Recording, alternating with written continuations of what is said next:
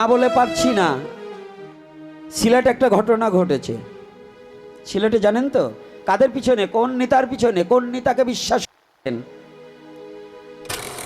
অন্য কোন ধর্মের যে গির্জা মন্দির এগুলাতে আমরা সহায়তা করতে পারি না। একজন মুসলমান হিসাবে অন্য ধর্মের কোন জনের সাথে হচ্ছে যে তাদের ধার্মিক ইয়েতে আপনি কিন্তু সহযোগিতা করতে পারেন না। এটা পুরাপুরি ইসলাম বিরোধী।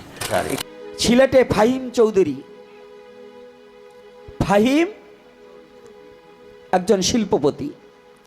তার কাছে সনাতনীরা হয়তো কোনো ভদ্রলোক একটা মন্দির নির্মাণের জন্য কোনো অনুদান চেয়েছে।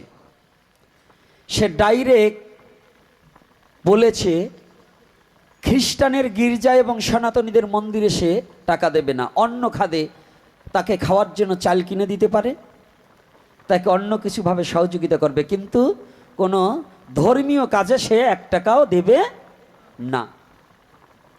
কথাটা ভালো করে খেয়াল রাখবেন। তাহলে এই ফাহিম চৌধুরী যে কথাটা বলছে ভাইরাল হয়ে গেছে। ভাইরাল মানে জগতে জেনে গেছে। আমি ফাহিম চৌধুরীকে জানাতে চাই, এই বাংলাদেশের গায়ে কবরস্থানও হিন্দুর জায়গায় আছে, মসজিদ হিন্দুর জায়গায় আছে। এই যে যেমন এই যে আমাদের ধারের কাছে একেবারে বাড়ির পাশে যেখানে আমরা রাজৈর থানা বলি, রাজৈর থানায় এই গোপালগঞ্জ কেজেএস স্কুলের মধ্যে ওটা হিন্দুর সম্পত্তি, ওখানেও মসজিদ আছে না? তো তোমার যদি ধর্মে নিষেধ থাকে, তাই তোমার ধর্মে কি শিখিয়ে দিয়েছে তাহলে হিন্দুর জায়গায় মসজিদ করো?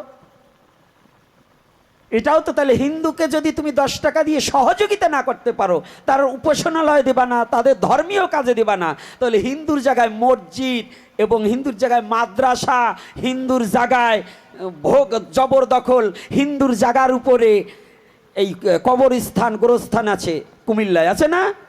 আমি নিজে দেখে এসেছি সনাতনীদের জায়গার উপরে।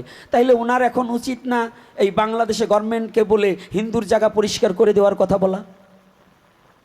ও সিন্নি দেখলে মোল্লার মার, মুগুর দেখলে আমরা না, না এই কথা বললেই গোপীনাথ ভালো না।